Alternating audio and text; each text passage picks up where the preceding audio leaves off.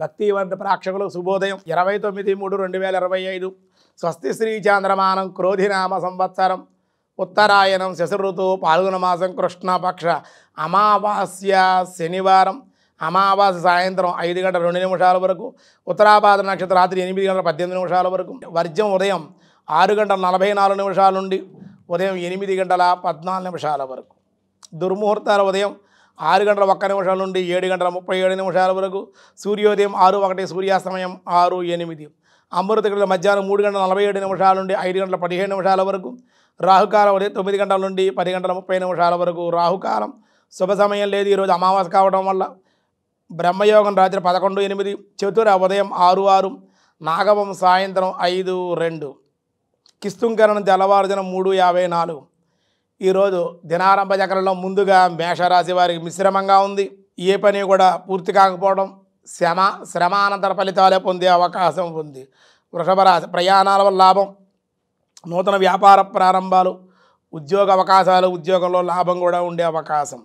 మిథున రాశి నూతనమైన కార్యాలు, శ్రీకారం చుట్టే అవకాశం, వాహన సౌఖ్యం. కర్కాటక రాశి వారికి స్త్రీ మూలకంగా లాభాలు, వృత్తి వ్యాపారాల్లో మిశ్రమంగా ఉండే అవకాశం. సింహరాశి అనుకోని ప్రయాణాలు, శారీరకంగా అనారోగ్య సమస్యలు ఉండే అవకాశం.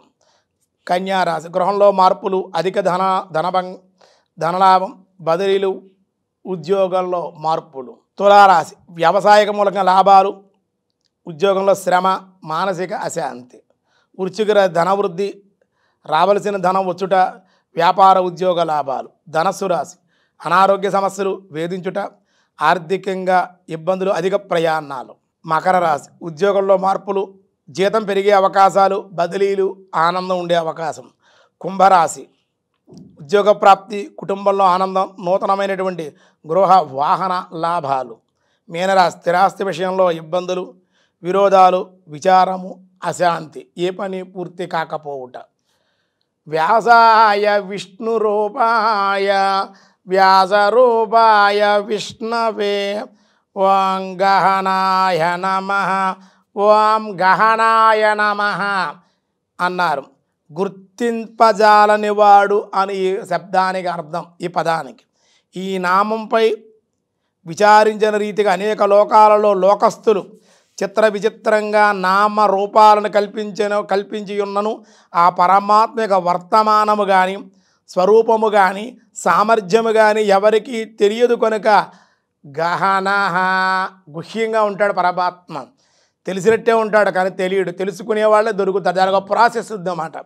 కాబట్టి గహన అని పిలువబడ్డాడు. బహిర్ముఖాలకు ఇంద్రియముల చేత తెలియబడేవాడు కాడు కనుక స్వామిని గహనః ఓం గహనాయ నమః అన్నారు. మిగతా విషయాలు రేపు చూద్దాం. ఈరోజు స్వస్తి. రేపే విశ్వావసునామ సంవత్సర ఉగాది. మన తెలుగు వారందరికీ కూడా, భారతీయులందరికీ కూడా, ప్రవాస భారతీయులకి కూడా కొత్త సంవత్సరం ఏదైనా ఉందంటే రేపే ఉగాది.